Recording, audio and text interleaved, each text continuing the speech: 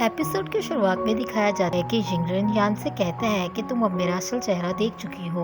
यान उसे कहती है कि तुम यहाँ क्या कर रहे हो। वो उससे कहती है कि एक पॉइंट की बात करो कि तुम मुझसे क्या कहना चाहते हो और अब तुम्हें मुझसे क्या चाहिए। जिस पर यिंगरन यान को कहता है कि अब जोसेफ मर चुका है, सब कुछ खत्म हो चुका है जो तुम्हारे और उसके दरमियान था। जिस पर वो आंखों में आंसू लिए कहती है, हाँ तुम ठीक कहते हो, फाइनली सब कुछ खत्म हो चुका है। यिंगरन उसे कहता है कि मैं तुमसे वचन लेता हूँ कि मैं तुम्हारी केयर करूंगा, मैं तुम्हें दुनिया की हर वो चीज दूंगा जो तुम्हारे लिए बेहतर है। यिंगरन युआन से कहता है कि वो उसे दुनिया की हर चीज दिखाएगा और दुनिया की सैर करवाएगा। जिस पर युआन उसे कहती है कि वो कहीं नहीं जाएगी बल्कि वो यिंगरन के साथ उसकी साइड पर हमेशा रहेगी। जिस पर वो कहता है, क्या तुम सच कह रही हो? युआन उसे कहती है कि यही तो तुम्हारी दुनिया का असूल है, अब तुम ही बचे हो जिसका मुझे हुक्म मानना है क्योंकि जोसेफ इस दुनिया से जा चुका है। जिस पर यिंगरन उसे कहता है कि मैं तुम्हें वचन देता हूँ कि मैं तुम्हारी हर तरह से केयर करने के लिए तैयार हूँ और तुम्हें दुनिया की बेहतरीन चीज दूंगा, वो हर चीज दूंगा जो तुम डिजर्व करती हो और तुमसे बहुत प्यार करूंगा। तभी वो अपना चेहरा उसकी तरफ मोड़ती है तो उसके हाथ में 2 ड्रिंक्स होती हैं। वो स्माइल करने लगती है, जिसे देखकर यिंगरन जैसे ही उससे सवाल करने लगता है वो उसे कहती है कि हमने ऐसा कपल अभी तक ड्रिंक नहीं की जब तुमने मुझसे शादी की। तभी वो यिंगरन से कहती है कि इससे पियो और हम सब कुछ दोबारा से स्टार्ट करते हैं। जिस पर यिंगरन हिचकिचाता हुआ उसके हाथ से ग्लास पकड़ता है। वो उससे कहता है कि क्या तुमने सच में मुझे कबूल कर लिया? जिस पर वो कहती है हाँ। जिस पर यिंगरन उसे कहता है, मैं बहुत खुश हूँ और तुमसे वादा लेता हूँ कि तुम्हारा हर तरह से ख्याल रखूंगा और हम हर चीज को फिर से स्टार्ट करेंगे।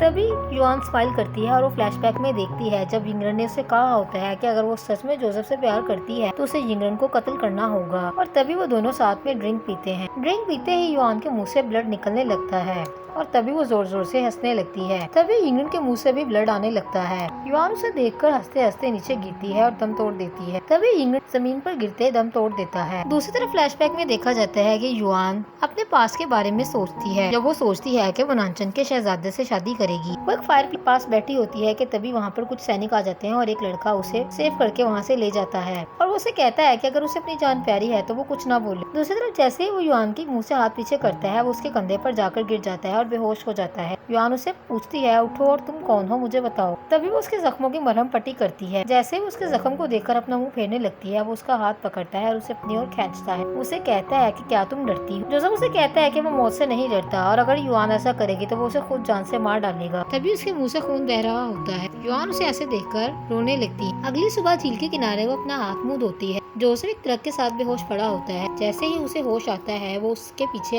खड़ा हो जाता है। युआन जैसे ही अचानक उसे देखती है वो बुखला जाती है और झील पर गिरने लगती है। तभी जोसेफ उसे पकड़ लेता है और वो दोनों एक दूसरे की ओर देखने लगते हैं। तभी जूली उसके पास आता है और उसे कहता है कि तुम जिंदा हो, ये बहुत अच्छी बात है। जैसे ही वो उसके जख्म को हाथ लगाने लगता है वो उसका हाथ रोक लेता है और कहता है कि वो बिल्कुल ठीक है। दूसरी तरफ कुछ सैनिक युआन को बंदी बनाकर अपने साथ ले जाते हैं। वो उसे एक ढाबे पर लेके जाते हैं जहाँ जोसेफ भी मौजूद होता है। वो चाय पी रहा होता है। युआन जैसे ही उसको देखती है वो इसे इशारा देने लगती है और ऊंची आवाज में बात करने लगती है ताकि जोसेफ के कान में उसकी आवाज जाए और वो उसकी ओर देखे, जबकि जोसेफ उसे जानबूझकर इग्नोर करता है। दूसरी तरफ युआन का बाप उसकी बड़ी बहन वान से बात करता है। यिंगरन भी वहीं पर मौजूद होता है। उसे कहता है कि तुम अपनी बहन के मामले में इतनी लापरवाह कैसे हो सकती है? जिस पर वो उसे कहती है कि उसकी शादी करना एक बहुत जरूरी और अहम फैसला है। अपने बाप से कहती है कि वो युआन की शादी एक ऐसे इंसान से कैसे कर सकते हैं जो उसे जानता तक नहीं है, इस तरह वो उसकी फीलिंग को हर्ट करेंगे। जिस पर उसका बाप उस पर चिल्लाता है और कहता है कि ये बादशाह और सल्तनत का मसला है, उसकी शादी होना जरूरी है, तुम इस बात को क्यों नहीं समझती लड़की? तभी वो अपने बाप से बात करते करते खांसने लगती है कि तभी यिंगरन उठकर फौरन से उसे पकड़ता है और कहता है, मेरी बात सुनो, तुम अपना ख्याल क्यों नहीं रखती? वो उसके बाप से कहता है कि वान और युआन दोनों का आपस में बहुत गहरा ताल्लुक है, इसलिए आप इसे ब्लेम नहीं कर सकते। तभी उसका बाप गुस्से में वहाँ से चला जाता है। यिंगरन एक मक्कार इंसान होता है, वो जानबूझकर वहाँ हमदर्दी के दिखावे का धोखा देता है। तभी वो मक्कारी से उसे पूछता है, मुझे बताओ कि तुमने युआन को कहाँ छुपाया है? जिस पर वो हंसते हुए अपना हाथ उससे छुड़वाती है और कहती है कि मैं हमेशा सोचती थी कि तुम एक बहुत अच्छे इंसान, लेकिन मुझे नहीं पता था कि तुम्हारा दिल इतना मक्कार है कि उसमें तुमने मेरी बहन के लिए इतनी चाहत छुपा रखी है। वो यिंगरन से कहती है कि वो एक घटिया इंसान है जो अपनी बीवी के होते हुए किसी और पर नजर रखता है। जिस पर यिंगरन उसे कहता है, तो तुम मेरे लव के बारे में जान चुकी हो। वान की आंखों में आंसू होते हैं। यिंगरन वहाँ से चला जाता है। तभी उसके बाप का सैनिक उसे बताता है कि उसने युआन को झील के किनारे देखा है। जिस पर वो कहता है, तो तुम उसे घर क्यों नहीं लेकर आए? तो जिस पर वो कहता है कि उसे एक बात की समझ नहीं है कि हम ऑलरेडी क्राउन प्रिंस की हेल्प के साथ ये काम कर रहे हैं, तो फिर ये सब कुछ छुपाने का क्या मतलब है? जिस पर उसका बाप हंसते हुए कहता है, क्या तुम जानते हो कि नानचन का बादशाह जल्द ही अपने कैपिटल पर वापस आ रहा है। दूसरी तरफ वान अपने कपड़े उतारकर जैसे ही इंग्लैंड के बेड पर जाती है वो दोनों रोमांस करने लगते हैं। सुबह होते ही इंग्लैंड के मुंह में युआन का नाम होता है, जिसको सुनकर वान काफी अपसेट होती है और वे सोचने लगती है कि इतना सब करने के बाद इंग्लैंड के दिल में अभी भी युआन है। दूसरी तरफ जैसे ही युआन वापस आती है इंग्लैंड खुशी से निहाल होता है और कहता है कि मुझे खुशी है कि तुम वापस आ गई, तो तुम वान की बहन हो। जोसेफ पीछे से ये सब बातें सुन रहा होता है। वो जैसे ही युआन को देखता है आकर फौरन से उसे अपनी ओर खींचता है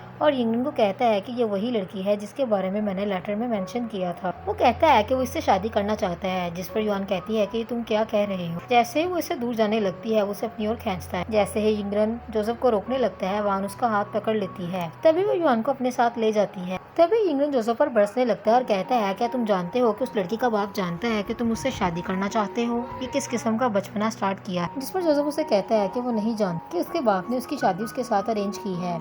दूसरी तरफ वान युआन को समझाती है कि वो नानचन बादशाह जोसेफ से शादी कर ले, जिस पर वो कहती है कि वो उसे नहीं जानती। तभी वान उसे कहती है कि तुमने उसके साथ टाइम स्पेंड किया है, क्या तुम्हें उससे मोहब्बत नहीं। जिस पर वो फ्लैशबैक जोसेफ के साथ स्पेंड किए हुए मोमेंट को रिवाइंड करने लगती है। इधर इंग्लैंड अपनी मेट के साथ मिलकर वान को मारने का प्लान बनाता है और उसकी बीमारी का नाजायज फायदा उठाते हुए उसे गलत दवाइयाँ खिलाता है ताकि वो मर जाए। दिन ब दिन वान की तबीयत ठीक होने की बजाय और बिगड़ती जाती है। तभी वो नैनी को एक लेटर देती है और उसे कहती है कि ये सुयान तक पहुंचा दिया जाए। उसके मुंह से ब्लड आ रहा होता है। उसे कहती है कि वो खुद जाकर उसे ये लेटर दे, जिस पर नैनी कहती है कि आप ऐसा क्यों कर रही हैं। तभी वो फ्लैशबैक में उन मोमेंट्स को रिवाइंड करने लगती है जब उसकी इग्रेन से शादी होती है। तभी वो नैनी से कहती है कि उसे कोई रिग्रेट नहीं है कि उसने इग्रेन से शादी की और जहर खाते हुए भी उसे कोई रिग्रेट नहीं है। वो जहर खाती है और मर जाती है।